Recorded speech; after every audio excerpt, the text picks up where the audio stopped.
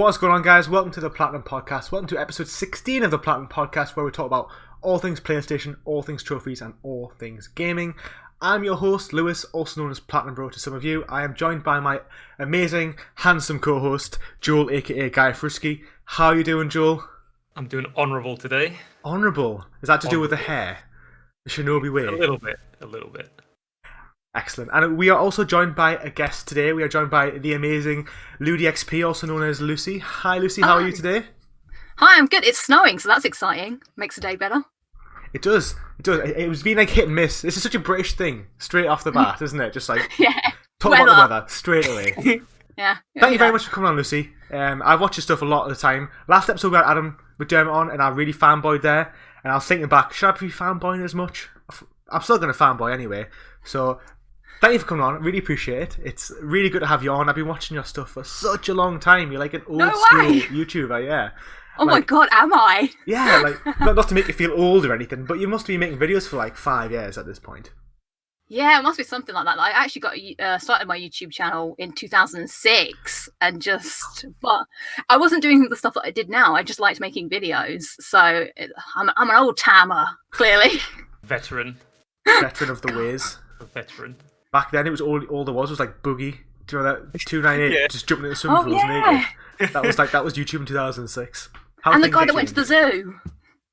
I haven't seen him. He's like the first YouTube video ever. He's like, "Hi, I'm at the zoo." That's what it is. There's like 10 million views. So, I think it has, yeah. Oh wow. So I'm going to just put you on the spot. I haven't even prepped you for this question. Classic. So if you would describe yourself as, as a YouTuber, how would you describe yourself? As a YouTuber? As a channel, how would you describe yourself to our audience? In any way you want. Put you on the spot. Have fun. Okay, well, I've never thought about this question before, because I guess I just think of my channel as just I make videos mainly about gaming, I suppose. And it's just whatever sort of games that I like or things centered around, anything that I find interesting in the gaming world. So my favorite games or trophies, as we're going to talk about, mainly PlayStation as well, because that's all I know. It's all I grew up with is PlayStation. So yeah, just gaming videos and stuff like that, I suppose. Old school. And talking. Yes, well, we'll find out shortly that you do like to talk. We've already experienced it. My ears are sore. I kid. Was PlayStation 1 your first console? No, actually, it was a Sega. So there we go. And then after that, I got a PlayStation. No Game Boys. I feel like Game Boy was my first. No. My first was like the Tetris, the little Tetris machines. That was my first console. I think I used to my parents would just be like, "He has a Game Boy, be quiet," and I was like, "Love me." Okay, so what? Were you gonna say something there? No, I just don't think I did have one until later. I had one that was in black and white. Yeah. Yeah. That was the first one. The big chunky beast. I'm not sure if I had that one. I think black and white was the Game Boy Color, wasn't it? No, they were colourful, Joel. Hence the name. Okay. Yeah, but but there was a black one, wasn't there? Maybe, I don't know. I had a blue one. Blue, well, not blue and green. This is just getting on such a tangent already. I know. There was a blue, a green, there was a red, there was a see-through one which had the. Mine was silver. Okay, so was it square? GuyFarruski, the master of Game Boy Advances and colours. Yeah, it's probably the original. Big chunky. Yeah, it definitely was the original. That's how much I obviously played it. I was like, No, it wasn't for you. Fun fact: you could not get platinums on the Game Boy. Why did we even do it? I don't know. It's ridiculous. I don't know. I don't know why we even. Gaming's changed so much since then. I can't even imagine. I would struggle to finish a game without a platinum now. I think I would.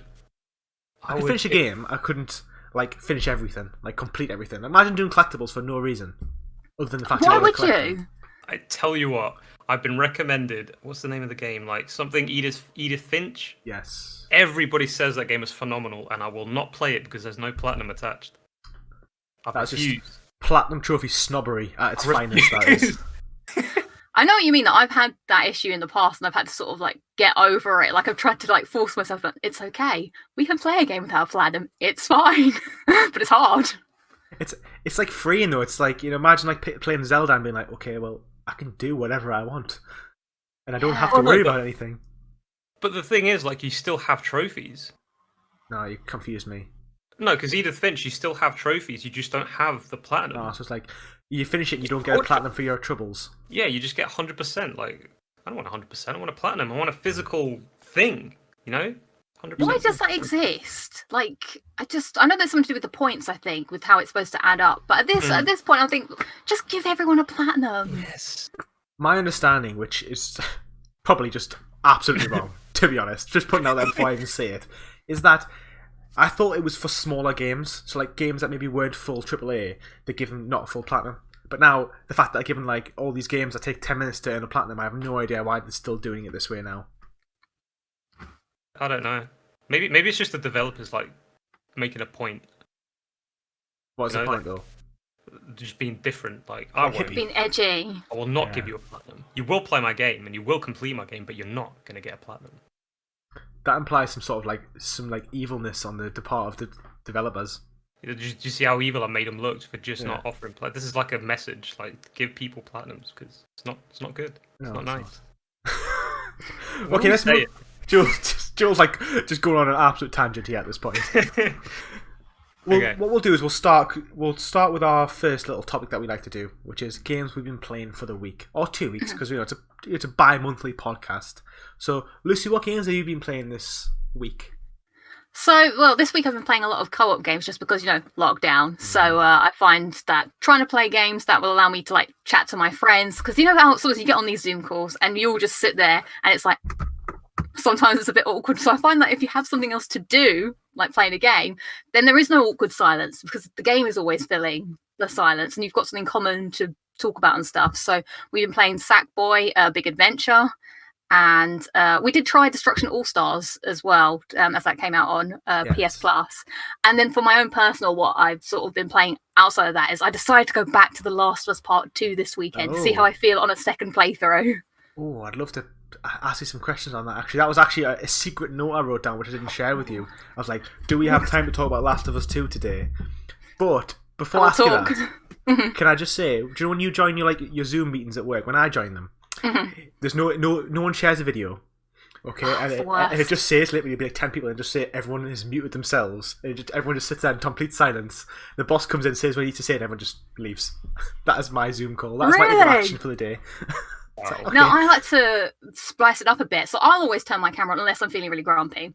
And depending on if the meeting is starting on off or not, I will maybe muck about for the first 2 minutes and just ask someone like a random question. And just like, oh my God, you never guess what happened. I ran down the street and then I punched a ghost. Do you think if you saw a ghost, would you punch them? And people are like, what are you talking about? Because I just get bored of sitting by myself all day. So I just need someone to just muck about or just mess about with at the beginning. And then when the person's like, okay, I'm going to share my screen, then I shut up. So I try to be respectful.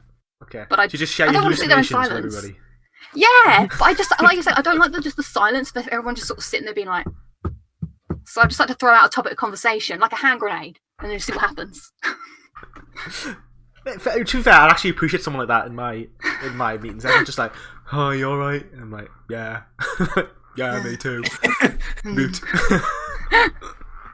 Okay, what about how are you thinking PlayStation or whatever? What's it called? All-Star Royal Destruction All-Stars. I've heard very mixed things about it. I've heard that it's pretty much like what I've read, what I've seen is it's kind of like it feels like a free-to-play game, but it kind of isn't free because you're paying PlayStation Plus for it, and it's heavily monetized and it's very basic. Okay, so I see where you're going. I think there's a good game and a good time to be had. The problem I had with it was that it's lacking in content. So I would jump on and play it, but after an hour, because there's only 2 modes that you can play with other people. So after an hour or so, you're like, just a bit bored of this now because there's not much else to do than just repeat the same sort of action. But I think it is fun, especially with other people.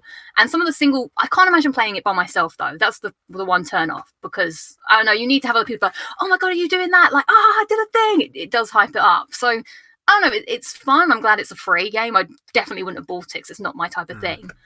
So I'm interested to see how they will evolve the game to improve it, hopefully. But it's clearly not as good as Fall Guys, would you say? Oh, no. That's my jam, Fall Guys. Nothing will overtake that. Yes, I've seen that you love Fall Guys. I actually haven't played it. I've seen plenty of people play it, but just didn't get around to it, to be honest. I haven't played it for one reason. Too hard. Oh, the platinum. I didn't want to say it so early on, Joel. I don't want to let this know straight away that I'm just a total loser, but we've had to say it now anyway. So, yeah, we did a awards like episode, and it came like top vote for hardest platinum trophy of 2020. Ooh, Like draw with Crash 4 being the hardest. Yes, I can agree with that. Hard in different ways. Like Crash is obviously a lot more skill dependent, whereas Fall Guys is a lot more luck dependent. It's still difficult. See, it all depends on like other people. I think trophy or platinums or games that depend on other people, not just yourself, are always going to be harder. Because it doesn't matter how skillful you are. All it takes is that one person to mess it all up for you. Whilst if you're playing on your own, it's only you that's going to mess it up. So I think multiplayer they're just the bane. Yeah, they're tough. So Lucy, that's Last of Us 2. How are you finding it second playthrough? Here we go. Joe hasn't seen it, so let's just keep some spoilers to minimum for other people, for viewers, but also we'll keep it generic. But I'm saying that, and I'm probably just gonna go, well, I didn't like this person. I like this person. To be fair, I don't mind the spoilers. Like, I think all the significant spoilers that I could have known in Last of Us, I've already know of them. It's pretty impossible not to know about Abby. Yeah, like, it's impossible to know that. So, well, they released a trailer that's like centric around her now. I think to entice people who I guess who haven't played it to be like, there is another story. So I think it's like common knowledge that that's part of the game.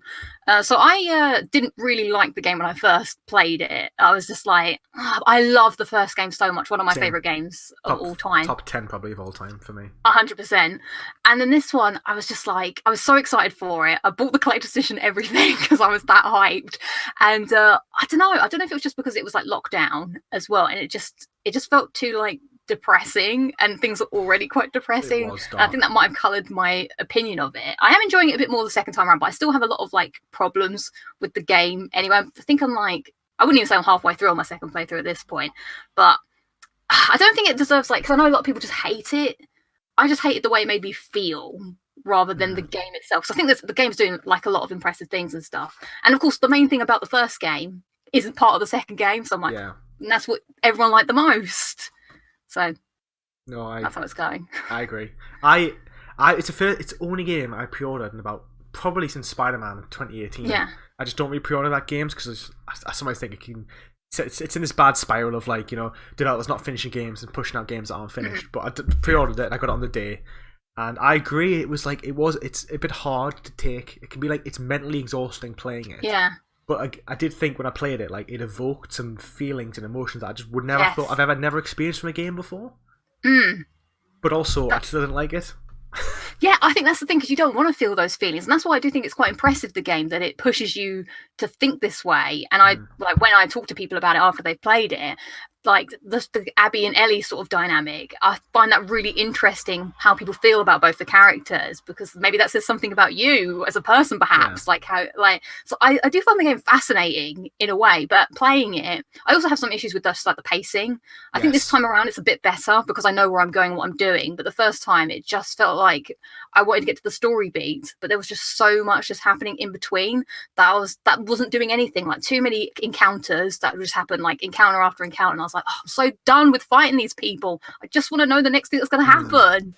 And then also, I don't know if this is an issue that anyone else has, but today I was playing it and I was like, why is the dodge button and the run button the same button? Because I can't bear it. I hate it. It's both L1, but normally I'm running. So how can I run if I'm already holding? How can I dodge if I'm holding the run button down? Wait, that's very true. Run is L1. Oh yeah, Joel, takes some getting used to. Why is run L1? You can't change it to whatever you want. I don't know why. It does work though when you're actually playing it. It doesn't feel like it's that unusual. I've always thought of L1. Or you have throwing something. That's not good. Mind blown already. Yeah, it's L1. No. That's what all the hate is. Just L1. People exactly. are That's a 0 out of 10. I have to press L1. No out of 10.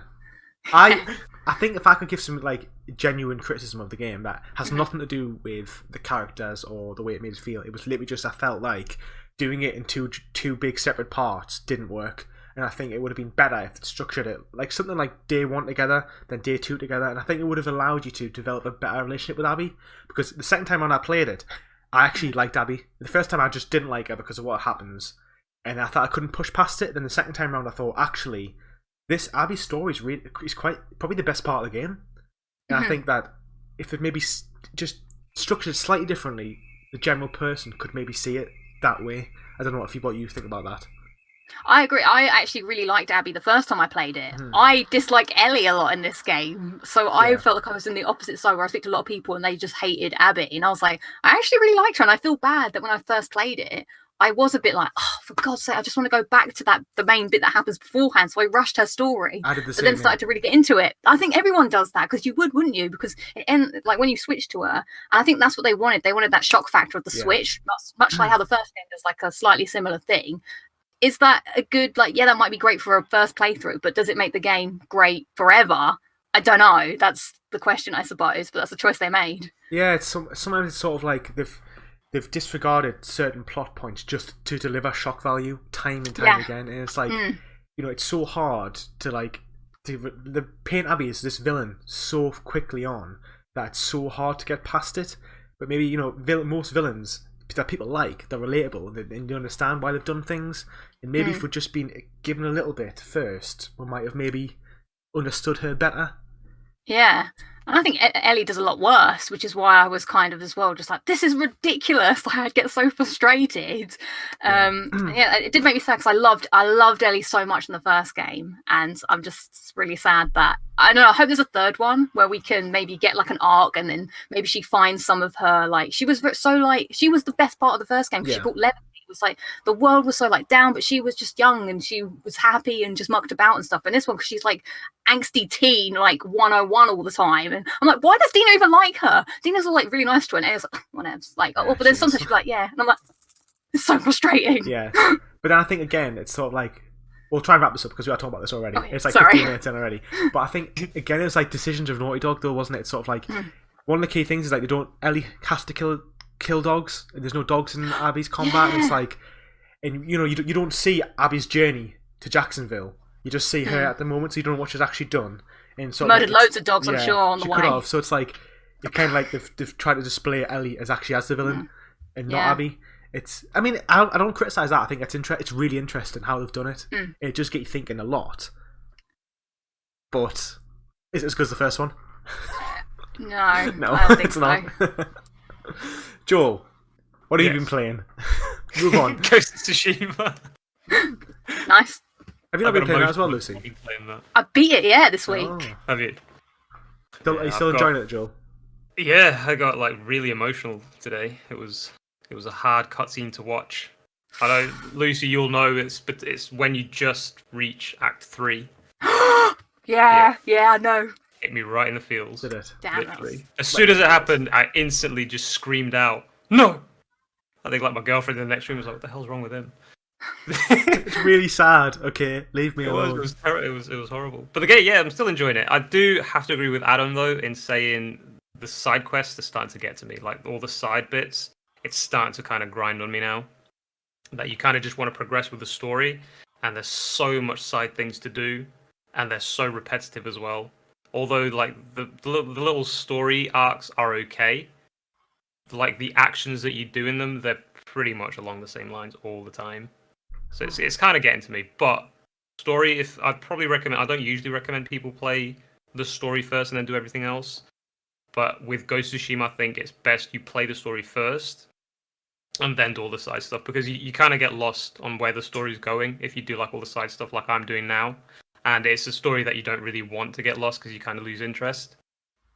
So I'd say play the story first, especially you, Lewis, when you play the game. Try and play the story first, and then sort of do the cleanup at the end. You'll enjoy the game a lot more, I think. This question extends to both of you. Because I haven't played it, Lucy, so I haven't played it. People who are watching who haven't, or maybe just catch up, I haven't watched it yet, played it yet. It's on my list. It's the first. I want to play it on PS5 so I can get the 60 FPS. How does the combat actually compare? Because I've heard really positive things about the combat. Do you think it is really unique, or do you think it just takes things that have already been done before and done really well? I'd say the stealth part is probably taken but done well. Okay. I think the stealth part is probably, if not the same, very similar to Shadow of Mordor. Okay. The stealth is pretty much along those lines. The actual like face-to-face combat is incredibly satisfying. It's just because they grab that combat and they make everything samurai, it's just like the poses, the movements, just everything. Everything you can do as a samurai is just replicated perfectly. So that part of the combat, I think, is my favorite part of the combat, is done to perfection. The stealth, yeah, it's kind of similar to other games, but then there's not really much you can do with stealth, really, because if you start changing a lot of things, the stealth isn't going to feel very satisfying either. That's right. But I think the combat's done very, very well. What about you, Lucy? I would agree. I went more always to do the combat just like face to face, like fight me, because it was just a lot more fun. Like the stealth stuff is, as you're saying, you can do that in loads of games. Like every game, it's go behind, press square. Oh, now you've killed them, go to the next guy. But this, you like go up to them, and it's like, you know, you have to fight them, and there's all the different stances and styles. You've got to shake things up. So I always found that much more interesting to do than going for stealth. Games always make assassinations from behind look so easy, don't they? Yeah. Press square, done. Yeah. Next one. I think that's sometimes a problem when it's like when a combat situation is really difficult and then stealth's so easy. And it's like, well, if you say you're not enjoying the game that much, you can kind of just always go stealth and always power through. Whereas like, but if a game has such good combat, like Lucy just said, like it's so good that you just kind of want to start charging in and just fighting everybody. That's it's pretty. It's just the way you do it as well. Like you're very not only honorable, but you're very like fearless. Like you're making a stand, like come and fight me, like, or who else? Yeah. Like, he says these things, and you just feel like a goddamn badass, and you're like, yeah, bring it. I like to feel a badass in my games. Yeah, like you do really feel like empowered. And then you see like all of them lining up, you're like, pitiful. And when they start to fear you, that's pretty cool. As the game goes on, they're like, and you're like, no. Then you get them with the bow. Don't let them escape. No, we don't take prisoners. No. Okay, let's move on to what I've been playing. I've been playing Bloodborne. Ooh! Yes, I just started it. The day this goes out, to be fair, there'll already be a video on my channel, which hopefully you as a viewer may have already watched. And it's my first time ever playing a Soulsborne game. I know both of you guys have the Platinum trophies at 100%. Oh, Joel, do you have 100%, Joel? I don't have 100%, but I have done it 100%. So I did the DLC with a friend. Not co-op, but I did it with like on his account at his house. So like we kind of like took turns with the bosses, but I did do the whole DLC, but not on my account. So game is pretty awesome. I have to say, it's really, really good. I played. This is how it went. First 3 hours, dying. I'm like, why are these bosses so hard? Like I was getting killed by these like farmers saying they're gonna like eat my brains and stuff. And then like something just clicks, and I feel like you just get better once you understand how it like to time attacks. It becomes so much easier, and then I was just like, this game is God. Have you mastered the parry? No, not at all. This is my concern. I've been playing with a big long axe and just sweeping everybody's legs. Yeah, so I would really recommend you like start trying to master the parry. Not only will it make the game like a lot more satisfying, it will make it a lot easier as well. I didn't master the parry until like endgame, and I regretted it so much. Like honestly, like it's not too hard to get the timings. It's kind of, so let's say a movement of an enemy is like this.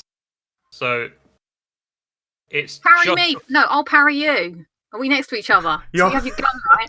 You're like you are my top right, Lucy. And Joel's my top. So would I be that way? Yeah, Joel. Let's do it. Let's do it. Let's do it in real life. So I'm so, wait, who's going to be who? Which character are you? Joel can parry. Okay, so I'm going to be, get out of me, you filthy animal! You need to look the other way, though, Joel. You need to go the other way. Look the other way. This way? Yeah, look that way. I'm looking... Okay, no, it's just, okay. Okay, right. Count us in 50. Okay. I'm animal. Okay. Get out of here! Your card ain't welcome around here! Harry. That is such a tight window. It is. It's just before the hit lands. Sometimes, actually, you can parry them and still get hit. But if you do parry them, it opens up a window for a visceral attack, which it's satisfying, and 2, it's in a lot of enemies, it's like a one-shot. So I would highly recommend. It's like a backstab, but from the front. Wow. Oh my front stab. Thank you for adding such animation to the podcast, Lucy. Really appreciate it. Just putting the LUDIXP charm in. Thanks for playing along, you know. I know. You could have shot me down. We like to entertain our guests. with as much as we can. I've always wanted someone to parry me in a podcast fashion, so thank you. I know. Now we've done everything now in this podcast. To be fair, You have. It's complete. Well, a good question I want to ask you both is: what was your preferred weapon of choice for Bloodborne? Saw cleaver. Okay, is that one of the starting weapons? That's the balanced one. So you've got the cleaver, which is balanced, which is not, it's not heavy, it's not fast. It's kind of like in the middle. It's like it's probably the best weapon in the game to start with, to be fair. Then you've got the axe, which is a strength weapon, which is what I started with. As did I. And then, so with you having the axe, you have to really be careful where you attribute your points. I would concentrate on strength, mostly on strength. I was just like health, like 50 health. To be fair, in the start, health is probably like a good factor. But like when you start upgrading like your strength, it has to be strength. And then the cane, I've not played a lot with the cane. I think my first ever playthrough I did the cane, and then I had to give up because it was too hard. It's like a skill based sort of weapon. You have to really know the game in order to like click with. But later on, you get other weapons. Can't you get a big scythe? Weapon? Isn't the big scythe really cool? You have to finish the game together. Oh man, yeah, that's the last weapon you get.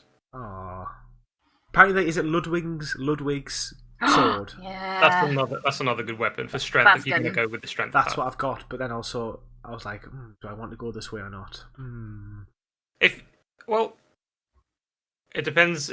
It's hard with Bloodborne because you have to choose your weapon as your attributes are. Because if you choose the wrong weapon with certain attributes, you're gonna make it so much harder for yourself.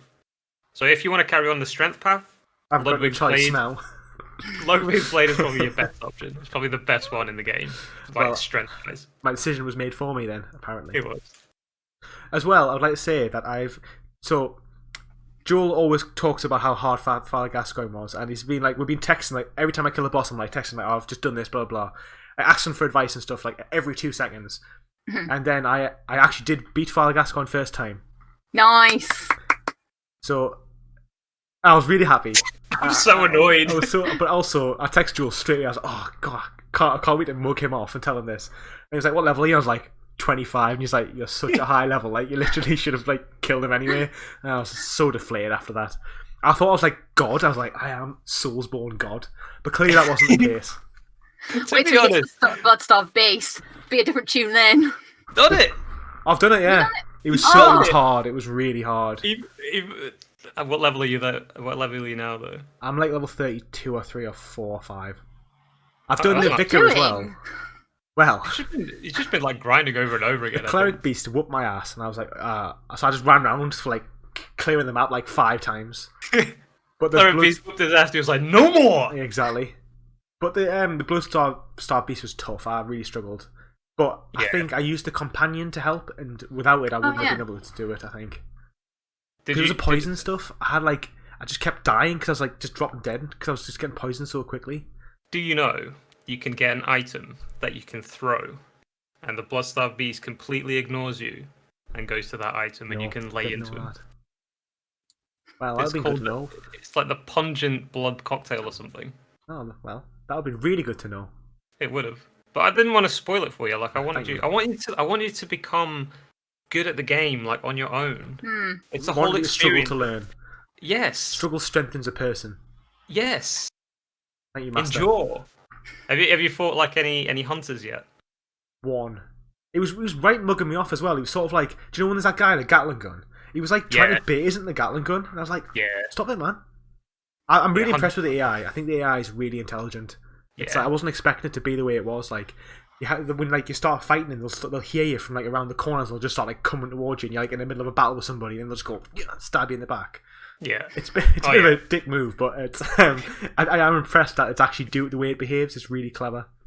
Yeah, I mean the hunters are there to like teach you how to play. Hunters are actually there to teach you how to parry, because it's a lot easier to kill a hunter if you know how to parry, because you can do visuals, and it makes your life a lot easier. This is what I'm saying. Try and master it now, early on, because it's going to be really useful like later on. Good advice. Do you have any final advice? Especially against certain bosses. Yeah, especially DLC. If you could give me some advice to you, Lucy, because Jules gave me loads. What would you say?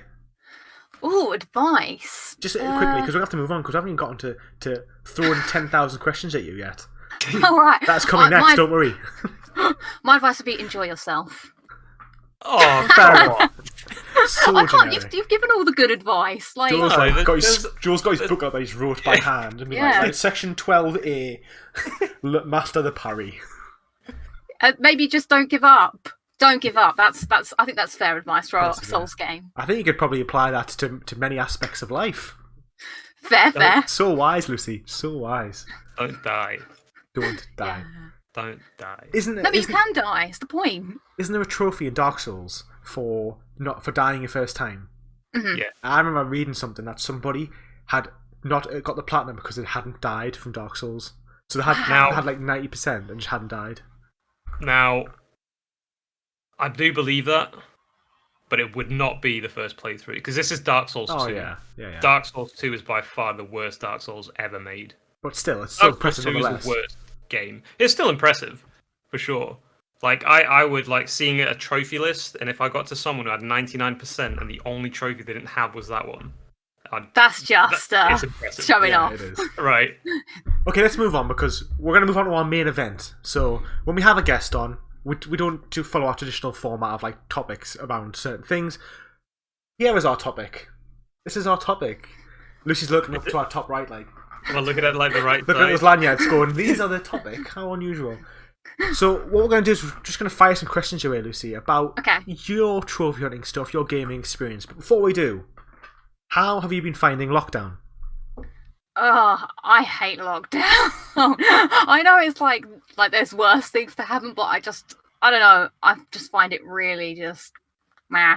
I can't wait for the world to go back to normal. It's very deflating when you're just stuck in like four walls all of the time. Yeah. I know it's a weird thing because you think, oh man, I get to stay at home, but then you suddenly realise how much you like. The staying at home bit was where I just deflated from the day. Where you come home like, I'm going to play some games and just chillax, but I just missed. That's why I do the other show because it gets my energy out. But I have no outlet for that anymore. So then I'm just sort of here like, what do I do? And sometimes I just like I could play something, but I'm like, I just don't feel it. I don't know. I just miss human beings. Sometimes I'll be like working. Imagine I'm typing. I'm like, right, work's over. Mm-hmm. Now Yeah. all I can do is game here like this. And it's like, oh god. What a great work-life balance that is. I feel really well balanced. However, on the silver lining of lockdown, without lockdown, we would not have had locking it down with Lucy, which is on episode 41 or 2 at this Something point. like that, yeah. So like a weekly show that you've been doing, like it's just crazy. Coming up on a year, you're definitely going to hit a year, which is insane. How would you describe locking it down with Lucy for the uninitiated? It's a stream of my consciousness just filled to the internet live for an hour or so. Unfiltered as well as a keyword. Unfiltered, yes. So an insight into my depraved mind in lockdown where I'm like, ah! So there you go. Come watch. Join in. It is good fun, to be fair. No, it is very entertaining. Like that sounds It's very, very good. To be fair, you made it sound very chaotic, which it can be, but it's like structured chaos. That's the word. Structured chaos. Yeah. I always imagine it as more of a show. I guess you can listen to it as a podcast, but I was inspired by two of my heroes, Ant and Dec, because they do Ant and Dec Saturday Night Takeaway, which is like a TV show, which is like a show, but then they also do the behind-the-scenes stuff, and it's got structured sort of segments, and it's live to an audience, and the audience gets involved in stuff. So I was like, I'd like to do that, but on the internet. So that's why I try and do stuff so that people in the chat are part of the show. It's not just me, even though it is me talking. I want it to be like a conversation with other people and, get people involved when I can. That's true. It is very, like, interaction-based and focused, to be fair, because lots of people, like, it's like you've got your highlights and lowlights of the week and stuff and Q&As and stuff, and it is a lot of fun, to be fair. So I encourage you all to hop on the Locking It Down with Lucy train. Yeah. Thanks. Choo-choo. Okay, we'll fire some more questions your way, then. Mm-hmm. So... As you know, Lewis, he likes his easy trophies. Ooh. Oh, A lot of his easy trophies. Me, not so much. I prefer like the respectable, big, juicy, long haul trophies. Mm-hmm. What do you think of easy trophies? What do I think? To be honest, I don't really like. have a solid opinion. I think you need to have the easy to make the hard. You're like, if they were all hard, then would anyone even want to get a platinum trophy? Balance, yang and yin. Yes. Exactly, that's what I'm trying to say. Like, I don't know if anybody was like, right, for my first ever platinum, I'm gonna go straight in for Call of Duty Modern Warfare. I mean, some people might, but I thought you have to sort of earn a few small ones and then build up. Build up. So, are you aware there's like quite a big niche community of people who just play those easy games? Did you know that? Yeah, there is. Well, I think that's part of the fun for certain people, because what I like about trophies is there's different reasons to get them. Like, some people, they really just like the gaining the numbers as fast as possible to race their friends, and those easy games are there for them because that's what they get out of an enjoyment. So each to their own. So what makes you finish a game? What makes you platinum a game? Because I know you don't platinum every game you play. So what makes you think this one is deserving of a juicy ping? So I'm trying to be better in my trophy old age to not feel the need to platinum everything. So I used to have like this sort of formula in my mind. So let's just like imagine a chalkboard and an equation. So it was like, firstly, in the equation is, do I like the game? Yes or no? Maybe now it's turning into more Joel. of a... Hold on. Let's turn into more of a smash hits. Should you go out with Justin Timberlake this week? Yes, no, go down the flowchart. So do you like game? Yes. So then, whoa, maybe we should go for the platinum then. Inspect trophy list. Does it look doable? Yes, do it. Now, if it's no, now you can still go down the no route. So do you like game? No. Is the platinum easy? Yes. Might as well just do it then, I suppose. Okay. So that's kind of like, it's, do I like the game times by time and fun equals platinum. That is just a genius calculation there. The formula for someone's going to steal that, I think. Someone's probably wrote it down now. Not me. And it's going to be like just... It's akin to E equals square times whatever Einstein said once upon a time, I'm sure. It's, or equal to pi. Yes, it's the pie of trophies. So, I know, I may know the answer to this, I may not. What do you think is your most proud platinum trophy that you've ever earned? It's got to be Max Payne 3. Oh, just because. I thought you might have said Red Dead 2. God. No. That's an impressive one. So, just for those people who may not know what's required for that platinum, not me, please, for our viewers, will you explain why Max Payne 3 is so hard? Well, firstly, I guess the main trophy that everybody talks about is the New York Minute Hardcore mode, where you have to beat the entire game in one sitting without dying, but you're against the clock. So you start the game with 1 minute, and every time you kill people, you add up more time. So like a headshot is 10 seconds, a normal kill is 5 seconds. So it's not just, you can't sort of be slow and careful because the time is always ticking down.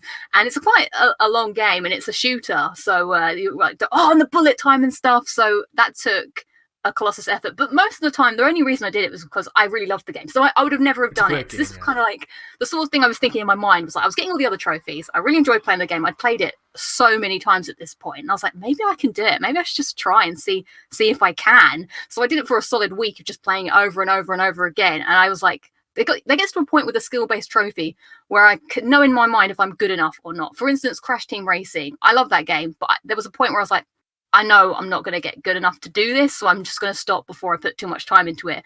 But there was like hope on this one where I was like, I think I could actually do it. So I committed to it, and I don't think I'll ever do anything as good as that in my life, to be honest. No, that's fair. When you finished, did you think, I'm a really skilled gamer, or did you just literally think, never again? I would play the game again, actually, because I liked it that much. But when I finished it, I was more in shock that I'd actually done it, because I was just like, I was literally shaking, because the end of the game is so nerve-wracking, because you can fail right at the very end. Like, there's a boss fight, and then there's another bit afterwards, and I was like, please don't miss the shot, because you have to shoot a plane, and if the plane leaves and you don't shoot it, the game's over. And I was like, I had a track record of always missing it. Yeah, because you've got a grenade launcher, and it's like, but with grenade launchers, it's not like a one-on-one. You've got to leave time for it to drop. And when I'd done it, I was like, oh! So yeah. Wow. See, this is also like, because there are some games nowadays that they do tell you that you have to do it on the hardest difficulty and you can't die, but then you have the checkpoints that you can always rely on. Like with this, you don't have any checkpoints because you have to do it in one sitting. How long is the game? Like 6 hours? 8 hours? I'd say about 6 or 4 or something about that. Cause it's such a long time ago I did it, and I think I might have done it in 4, because you can skip the cutscenes, but some of them you can't skip, so you do have to watch some of them over and over again. So it's probably a longer game with cutscenes. Wow. Well, we'll Props have to you for say, that one. To be fair, Thank you, thank you. I'll never achieve anything as great in my life. I don't think. Even my degree pales in comparison. something to be proud of, I think.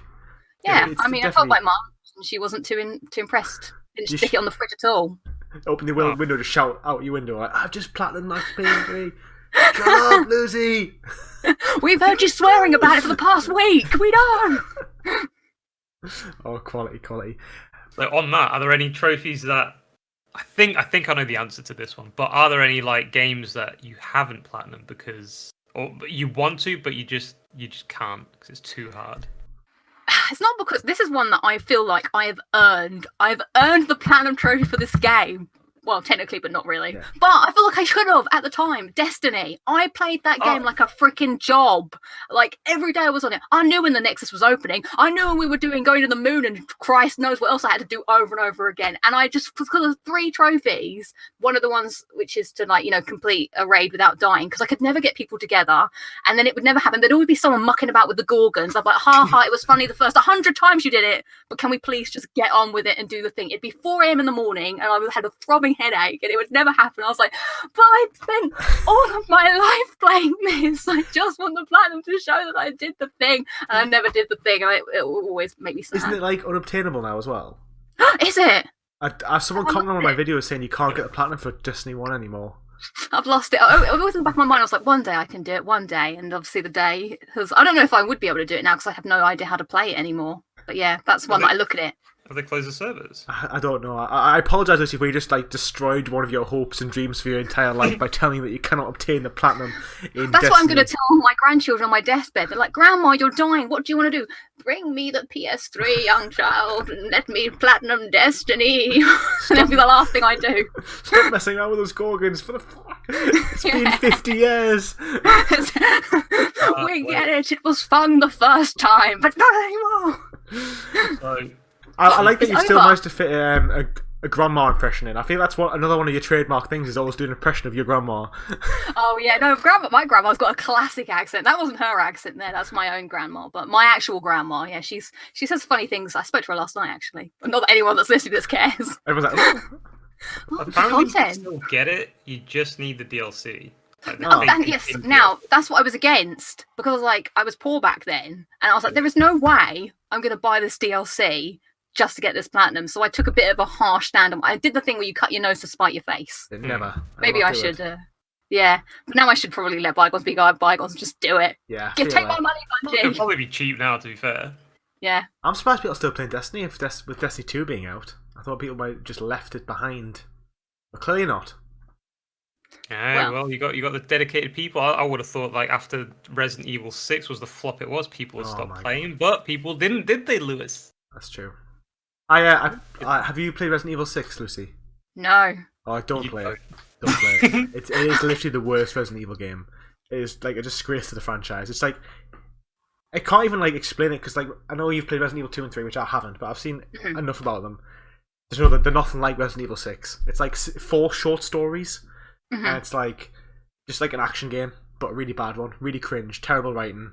The only good thing is Chris Redfield because he is just God. Oh, yeah, isn't he a dude? I liked his glow up. He was all like, "Hi, I'm Chris, and I'm really cute and nerdy." And the person he's like, "No, I'm really muscly. I hit the gym." Oh, he's not muscly in number 8. I think on 8 he's toned down. Yeah, he's probably old. Steroids. He's probably in lockdown. The gyms are all closed, so he's lost a bit of weight. Yeah, that's true. I mean, I love the fact that in Resident Evil 6 he's becomes this alcoholic. Just amazing character development of Chris Redfield. And he just still henches anything. He's just spends all day drinking at the bar, being abusive to waitresses, and then just breaking his glass in his hand. Maybe he feels guilty for killing that boulder with his bare hands. That's true. Uppercutting it to death. Yeah, have you played Resident Evil 5 either, Lucy? No. Right, okay, well, in the last boss, Chris defeats the boss by punching a rock, and it falls onto the boss. If you can, might as well. Literally punches the rock off. We had a nickname. We nicknamed him Chris Shotgun Fist Redfield. Yeah. Because literally, you'd be fighting these enemies, 20 pistols, and nothing would kill them, and then you just punch them once, and they would literally just explode on impact. Yeah. So basically, Chris Redfield is stronger than any firearm you could ever achieve. Weapon. Wow. Any weapon. Any weapon. Now let's let's change. Let's spiral the conversation directly in the opposite, from worst games to best games. So, Lucy, what do you think? If you were to say your favourite games of PS4 generation, what would you say they are? What? How many do you want? As many as you can controllably say. Well, I'll tell you my favourite game. Shock horror to many people, but it is Red Dead Redemption 2. Like, I honestly feel like that is the best game I played on PS4. I was just blown away by it. Better than Uncharted 4? Yeah, like I like Uncharted. I like it a lot. Obviously, I love Uncharted, but that was because it was so early in the PS4 times. Like, it is a good game, but I have to edge Red Dead 2 just that little bit more because it came later. It's really pushing the power of the PS4. I was just amazed with how, like, you know, how detailed the game was and how big it was and how vast. And I got so into the characters and everything and the way they told the story. Whereas with Uncharted 4, I know it has all those bits as well too, but the beginning is just a bit too slow for me. I want to just start the game from like chapter 10 onwards. Sometimes I find it a bit hard to play that beginning bit. But Red Dead was the package, and I'm just a bit of a Rockstar fanboy anyway. So I was like, yay, horses, Arthur Morgan. To be fair, it is pretty amazing, Red Dead Redemption 2. I think Arthur Morgan's character development is probably what makes it one of the games of the generation. They can tell a story. I think if Arthur Morgan didn't have that character development, I think it would be a completely different opinion from everyone. And the way his story sort of ended as well, I think it makes it that impact. If it didn't end like that, I don't think it would have the same impact as what it does now. Unless you get the bad ending, though. If you got the bad ending, though, that'd be a bit good. Yeah, but then you were just mean Arthur Morgan, Yeah, so you true. probably deserved it. Well, that's the thing as well. You can sort of, even though it's this amazing story, you can still kind of tell your own story in it. And that's kind of like, no other game developer does that sort of detailed storytelling with like a way of changing the ending depending on how you play. There's only one thing that kind of put me off, and it was the ending after what happens to Arthur. I think they extended John's gameplay a bit too much. I think half of the farming missions could have been like taken off. And you didn't like building a house? No, I just wanted to get Micah.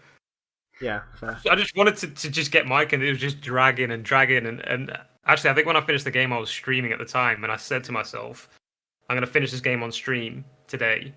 And I think I was like 3 missions from before what happens to Arthur happens, and I wasn't expecting it to be that long. So I got to a point where I was like, when is this game going to end? Like, I've been here for 10 hours. When is it going to end? And I think that's probably what dragged it on. But I think that a lot of the missions in John's part, they could have taken off. I think maybe. I think it kind of dragged it a bit too much, because you're getting used to playing with Arthur, and then you have that huge pain, and then they kind of make you play a continuous amount of time with a character that you've already played another whole game with. But I loved John. I did as well, but Arthur was better. I can't decide. Once you experience Arthur, I think John is. Yeah, I'm on Joel's side here. I think Arthur is better than John. I know. See, the thing is, if I was to meet Arthur and John, right? So I think I'd have a great time with Arthur, but John's the guy that I would actually just marry and he would live in the house together. So maybe I'm looking at it from this approach. Yeah, maybe. I'm just like, he's a wholesome man. Yeah, but then Arthur is in the end, though, as well. Yeah, but he's too much of a rogue. I don't think he could change his ways. Like, I don't think he would be able to settle down and have a family in the same way that John could. Maybe that's true. Maybe. And that's why he passed it on to John. Because he's like, I want you to have the life I couldn't have. And I was like, oh, God. And John tries to. And obviously, we all know what happens after that. But, yeah. Oh, yeah.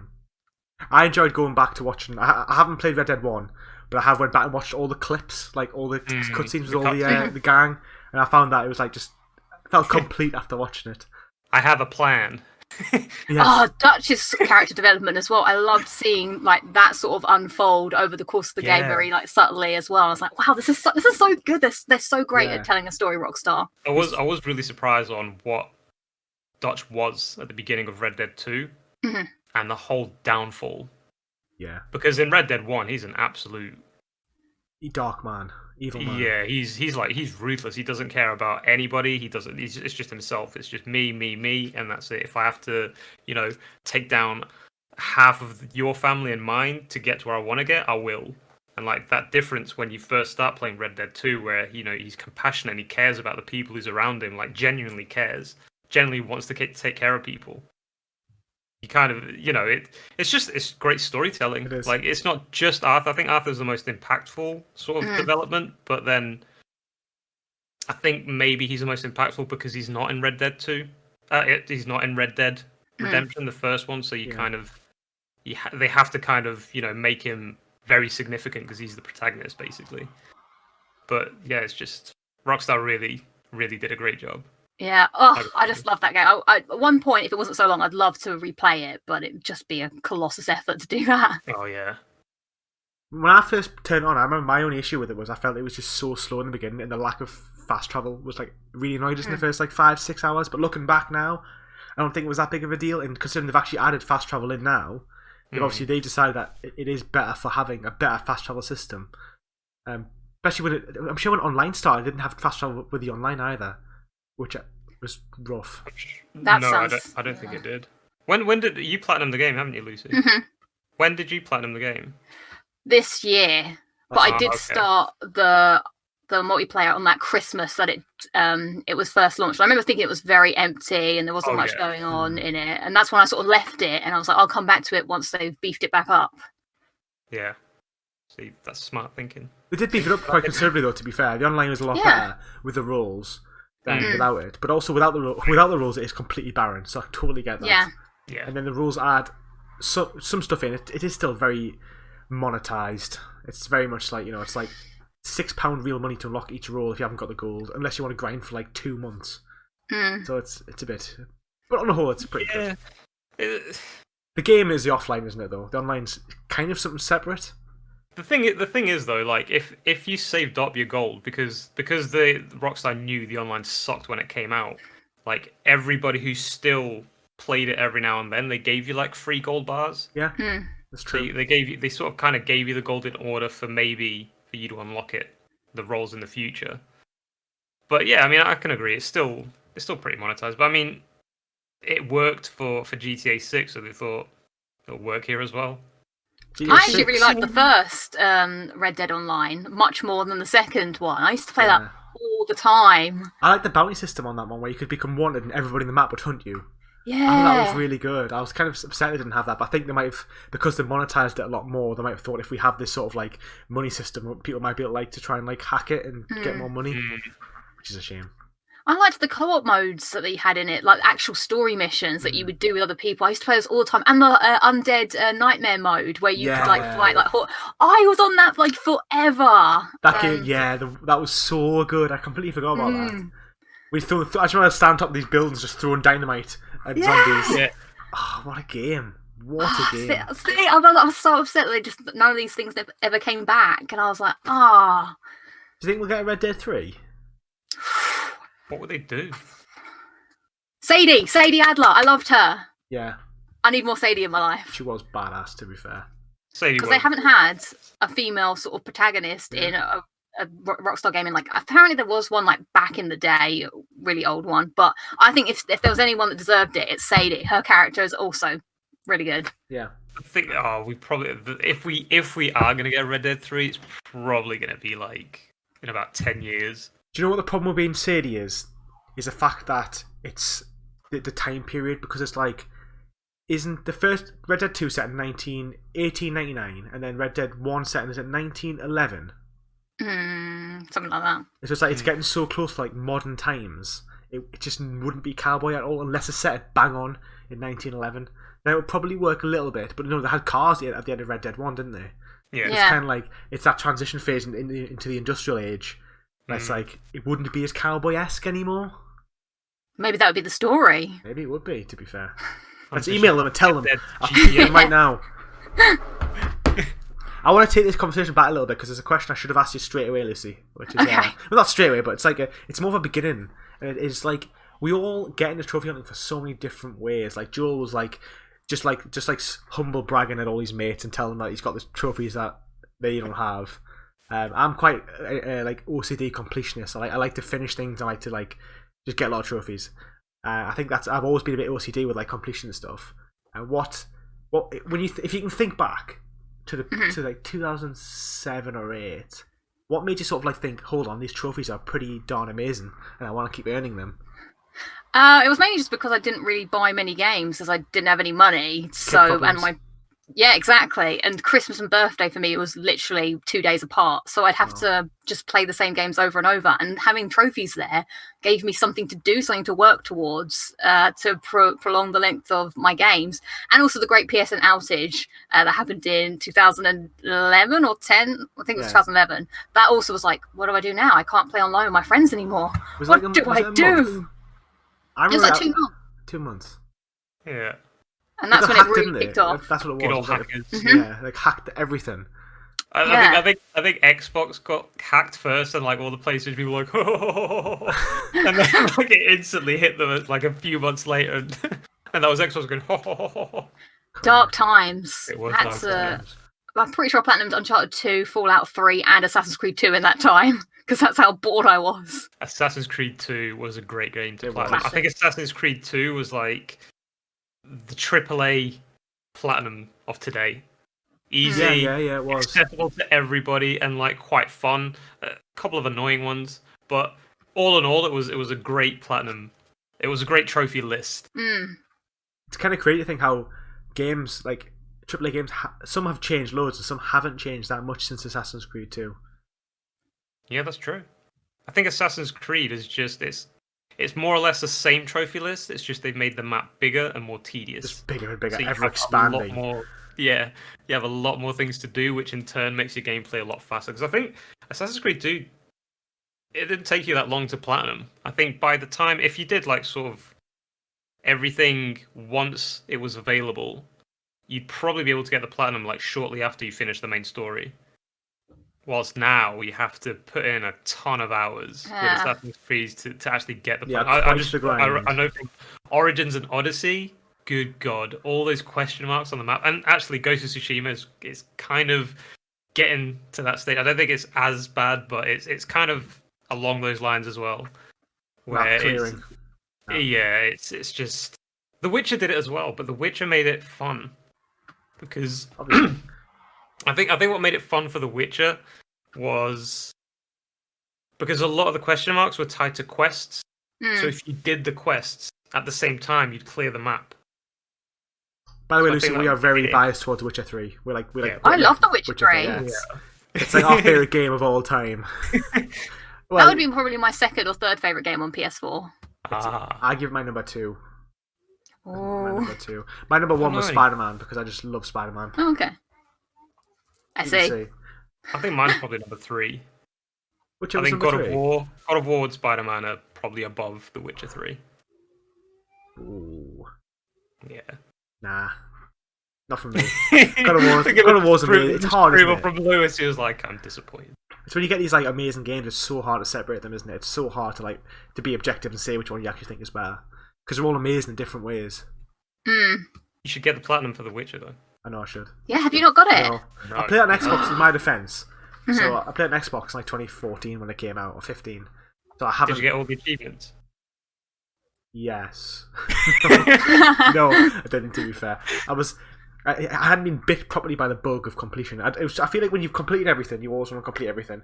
And when you've haven't completed everything, you're just happy to go, leave it. So it's like one or the other for me, and I was just like, nah. But it doesn't I can relate. I can relate, to be fair. The first time I played The Witcher 3, somebody lent it to me. I'd never played any Witchers before. I did love the game, but I realised that I missed a lot of things. And plus, I was nowhere near prepared to play the game on Death March. So I didn't platinum it. And then when the Game of the Year edition came out, I thought to myself, this is it. This is going to be it. It's time. It's time. And that's when I platinumed it. So, but you'd probably be alright with Deathmatch, because now you've got, with the Game of the Year edition, it was the version you got, right? Yeah. You've got more skill. Get it unsealed and get it platinum. Jules almost fainted. No, that's a great platinum as well. Like, I really loved the Death March playthrough. I felt like that was like I felt like an actual Witcher then, because before I didn't know how to use all the potions and decoctions. I was like, never needed to use them. I don't know, too much reading. You can just tank through everyone because everyone's so easy. Yeah. And then with Deathmatch, you really have to. You have to think. You have to plan. Like, especially with like the hunting contracts, you really have to plan with some of those because they are tough. You have to do your job. Like when Yeah, I went to do a contract, I was like, right, I'm actually doing my witchering job now. So I'm going to sit down. I'm going to do my prep before I go for the contract and read about it. And I'm like, okay, here we go. And I would always ask for money because I'm doing a job. Like if someone was in the village crying because their daughter had been taken away by a monster, 100%, I'm not going to ask you for money because I've just stumbled across this. But wow, that's hard. As high as possible. I'm a witch. I've got no emotions. That's so untrue because Geralt. That's the whole thing about Geralt. He pretends he doesn't, but he does. Witches are meant to have no emotions, but actually he does. He's a nice guy underneath it all. But it's like some of the twists sometimes where it's like, oh, my sister was taken by a werewolf, and then you go and find out that the freaking werewolf, like it was all planned because she wanted to be with the dude. Oh well, that's different then. You know what I mean? That's the case. As soon as I got to that mission, I was like, I'm trusting no one. Everybody has got to hate me as much as they possibly can. Oh wow! Have either of you read the books? No. I've read the first two. And I've watched the series. The series is really good. The series is like the first two books. Have you watched the series, Luis? Okay, I found this on the web for the first 2 books. Check it out. Oh my god! That was just Siri just being like next. I think Siri's watched the series. Siri's listening in on me at all times. Have you watched the series? Have you watched the series? Lucy? Oh, Netflix. Yeah, I have. Yeah, It's good. It's really good. Henry Cavill. That's okay. Oh, How dare you insult Henry Cavill on this podcast? Henry Cavill. No. He is God. He is Geralt. Like, he's the best bit about the show. Yeah. And so is the girl that played Yennefer. I thought she was really good as well. To be fair, But the story, I was like, yeah. I think the story was good. I just think they didn't organize it properly. There were some episodes that I was watching, and like both me and Emma were thinking like, why and like how? Like the timelines they put the episodes in were like really weird, and like sometimes they'd start like 10 years earlier, and then by the end of the episode you were like in the present. Yeah. And then the next episode was like 5 years before. It's like they kind of made it so confusing. It's because in the books, the Queen, who's like the big queen and the big characters and stuff, she's such an integral part in the books. In a lot of it's because the books, for those who don't know, it's not a fluid story. The book is basically it's like every book is like 4 short stories, and basically each story is a Witcher contract essentially. So you have like the I can't remember what it's called. You have when he goes to the big cathedral, the big wedding hall, and they have like the princess who has the powers and stuff. That's like one chapter, for example. So it's like, and they're all set in different time periods. So it's kind of like, because it's so like jarring and separate, they've obviously tried to merge it all together. But like there's really important stuff about fate in the book, and like in the book, like Geralt doesn't believe in fate at all, but he always chances fate to prove it's not real. But then it kind of works against him because fate is real. Or is it? Yeah. It's like really, it's like battle, and that's like Geralt's biggest thing is like he doesn't believe in destiny, but then destiny keeps coming for him and making him do this weird stuff. It's like That's So Raven. It's exactly like That's So Raven. She always tries to change the future, but it never happens because the thing she thought will always happen. What a great TV show that was. Is it just me, or did you guys think that the first episode of The Witcher was the best one? I like the second one. With the fight scenes and everything. Oh, yeah. Like, I always Butcher Blaviken, the first episode, isn't it? I always thought the rest of the series, like, the action could never keep up to that fight. It was just so well choreographed. Is it the Strigger? That's one where I was trying to think of before. With it in the church, when you have to spend a night in the church with a girl. The one with the monster. When it's like episode 4. No, I'm saying that one's as good, I would say. I would say that one's as good. When he starts blasting around with his signs. Oh, yeah. That was a pretty good one. That was badass. a pretty good one. But I still think with episode 1, just the whole choreograph and the way he fights and everything, it was just... It's the only really choreographed fight like that, isn't it? To be fair. It is pretty amazing, to be fair. So we disagree with you, Lucy. Lucy's like, nah, take it or leave it. I was like, I'll just watch Henry Cavill. It's fine. The thing is, I think I just wanted all the characters to meet, and it just took too long. Because I'm like, well, I like Ciri, and I like all the characters that are in the game, but they were all just doing their own thing. And also, my big turn-off is just any sort of political war. I get so bored. I'm just like, I don't care. Both sides are flawed. Yeah, it's true. It's the same, isn't it? It's like, we're not the bad guys, neither are they. But we are. But that's the whole thing with Geralt, though, isn't it? Lesser good or greater, lesser evil or greater evil. Evil is evil. Yeah. So, he doesn't take sides. Way to be, I think, there's lessons to learn there with Geralt. There is. He just doesn't get involved in other people's problems, apart from when they pay him to do so. Yeah. or if it's like Or when, Jaskier or when they gets try, in trouble or when they try and kill him. over there, which happens far more frequently than it should. To be fair. Yeah. I'm trying to check the time quickly because my Siri's like thrown me off. He's like turned my my timer off. I have no idea what time it is. I think we'll have time for one more question, then we'll wrap it up. Joel, do you have any? We'll fire her away. I don't know. I think it's just been such a flow, like because we've flowed so much for the conversation. I've not had time to. Where think, are we? We're so off my 3 lines of notes. Sorry, I just talk about lots of things. That is fine. I Okay. like to have a free-flowing conversation. To be fair, What is the next big game that you're looking forward to? That you Ooh. know for a fact you're gonna platinum because you're looking. Oh. I couldn't even answer that one, Joel. Big game that I'm looking forward that I'm 100% going to platinum. What big games are coming out? I mean, whatever the next God of War is, I think that's got to be That's a good shout. That's a good because- shout. There you go. It's like, shall I just leave it there? Drop Leave it there. mic. There's nothing that's really exciting me yet this year. Just nothing's grabbing me that I think is coming out other than maybe like the Gotham co-op game. But I don't really think that's not grabbing me like God of War epic hype. It's just sort of like it could be fun to play with some friends. No, I think God of War is probably the. I don't think that's coming out this year though. That's my thing. No, I doubt it. I don't think it's coming out. I hope so. End of the year. No. End of If the definitely, year, if it I'm comes out, it'll hoping. definitely be on PS4 this year. Because You think? there's no PS5s. Nobody's Okay. got a PS5, so it's like if they were to release God of War now on PS4, they'd sell like 50 million copies. On PS5, 3. Because But I want that PS5 feel. Maybe I'm just being a bit out of order. I want that PS5 feel too, Lucy. I just can't get one. even me that I don't have a PS5, but even I think they would ruin the game if they released it for PS4. Like it's shown that God of War 2018 was more or less the peak that the PS4 can handle. It was maxing it out, big properly. style. You know, it was like it's about to fly away now. So I mean, if they tried to, they'd have to they'd do what Cyberpunk did, and I don't want that to happen. Oh, You don't want to compromise the quality, do you? No, hell no. Actually, I prefer to wait. now you've mentioned that, Joel, I do want to ask Lucy about Cyberpunk. This will be Okay. the last question. Neither of us played it, and we have bitched about this game quite a lot in Oh the past my couple God. episodes, just because of how how bad the launch has been. We can all Yeah. sort of agree that they've been quite unfaithful to the gamers. They've been quite deceptive of how they've launched the game. But as someone who's played it on PS5, how have you found it? Okay, well, I've only played it for like 4 or 5 hours, so I've not gone like hardcore into it.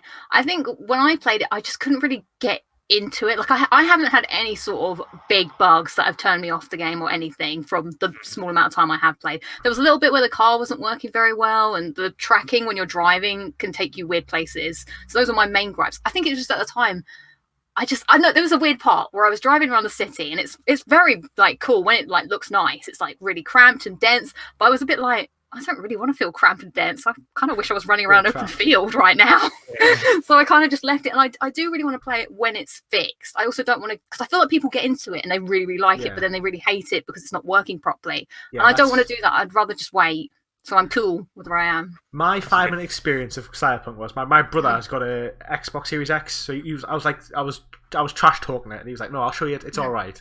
So I turned it on. He called his car. His car literally shot through the floor and just like appeared. And then we got in it, and then we just drove for about two minutes, just complete like pop-ins all the time. And then like you'll be like driving around, running over people, nothing happens, and you like hit a lamppost, and then all these police cars come after you for like 2 seconds. You turn a corner, and they've just gone. And I was just like, "That's enough. I don't want to see any more of this game." I couldn't believe how unfinished it was. It was Maybe the police works like the advantage rule in football. Like, you've done something, but let's just let it play on and see if he's going to do something else. You've killed 4 people. We'll just see if you're going to kill any more before we actually like go after you. I hope that never happens in real life. Oh God, can you imagine? Right, we'll wrap things up. Joe, you don't have something to say? I wasn't going to say anything. I was just thinking of the horrendous launch that Cyberpunk was. It was a shame. It was a shame. They might rectify it in the past. Someone once said it's not about. Actually, this is just a complete random quote I'm making off the top of my head. But someone did say to me, or I read it or something, that it's not. If you make a mistake, it's not about how. It's how you correct it. It's about admitting fault and making it better. Exactly. No Man's Sky. So if they can justify it and if they can redeem themselves, let's give them a chance. The most positive thing I've ever said in this podcast. I think that's what John Lennon once said, but maybe not in so many Yeah. words. That's exactly what I was trying to say. It is now. That is definitely what he said. I agree. Yeah. We'll wrap things up. Lucy, thank you very much for coming on. You've been a very entertaining guest. I think we can all agree. Oh, thanks. Well, thanks for having me and letting me just talk about the games I love. That's what we like. We like to just talk to people about just games and trophies, because everyone experiences them differently. Everyone's got their own story, and I think everyone likes to hear just sort of how everyone sort of fumbles into this sort of world, whether or not it's like, for example, just not getting enough games as a kid, or if it's like being a completionist, or if it's being a total braggy bragson. Like, you know, people just like to hear about other people's stories. So, And all thanks. that, be nice to each other. Yes, be nice to each other. Doesn't matter if someone has 1 platinum or if they have 1,000. We are be very nice. inclusive in this. Yes. In this niche You of know, ours. We're all in the same group, because if I go outside to someone who doesn't game and I'm like, hey, I got the platinum for DS3, for Dark Souls 3, and they'll be like, what? Who are you? And you are, why are you talking to Why are me? you talking to me on the street? Why are you not keeping the 2 meter distance from me? It's 1 meter now, Joel. If you were in a place with real lockdown, you'd know this. Joel's just Actually, like, Oh wait, we Never have... ghosting anyone ever. Really? Pretty much. That must be grim. It is. yeah, that's lockdown life, mate. Yeah. You work from home, you work from your living room, or whatever your room in, from 8 till 5, then when you finish, you just sit in the same chair. Oh, I do, Yeah. anyway. Yeah. Wow. On that extremely happy vibe, Yeah. thank you Okay, very that's much for watching as the viewer. I will put the links for everyone's channels down below if you want to go check out my man GuyFarruski, or you want to check out Lucy, LUDIXP. You want to check out her Locking It Down with Lucy, episode 43 of 44 at this point. I don't know when this video's coming out, so, you know, but, you know, live streams, all that good stuff. Any closing statements from the pair of you? Joel? No. I was trying to think of something, but Think of something witty. Oh, failed. No. yeah. Lucy? Any closing statements, Your Honour? I just want to say, oh, well, thank you. What do you say back to the person who's not Your Honour? Oh, does that make me You're the the judge? judge, I suppose, yeah. Oh. So, No one ever asks a judge for closing statements. I'm just a moron. So we'll just skip oh, okay. past that. Well, as the judge, I would just like to say thanks for having me on. I've really enjoyed chatting to you guys about like all the things today, and it's been fun to hang out. And so thanks. And on No that, further questions. Case closed. case closed. Guilty of being a good episode of the podcast. Guilty of trophy hunting. Yeah. Well, Yes. yeah. And on that, thank you very much for watching, guys. Take it easy. Bye-bye. Bye.